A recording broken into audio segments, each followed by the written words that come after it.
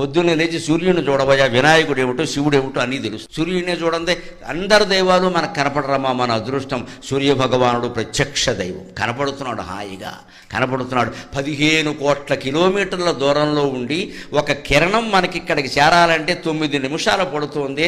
అంత 9 నిమిషాల్లో కొన్ని కోట్ల కిరణాలని భూమండలానికి అందించి భూమండలాన్ని అంతటినీ తేజోవంతం చేస్తున్న సూర్యుడికి ఎన్ని నమస్కారాలు చేస్తే రుణం తీరుతుంది. అందుకే హిందువులు కనిపెట్టిన ఒకే ఒక యోగాభ్యాసం సూర్య నమస్కారం. యువతరం అంతా అది చెయ్యాలి. జమ్ము కాదు పనిలే. డాబా మీద సూర్య నమస్కారాలు చేయి. అది కొనడు, 4 యంత్రాలు కొంటాడు, పైకి లేపుతాడు, కిందకి తీస్తాడు, 4 రోజులు వాడతాడు. 4 రోజులు అయ్యాక దాని మీద తువ్వాళ్ళును బనీన్లు ఆరేస్తాడు.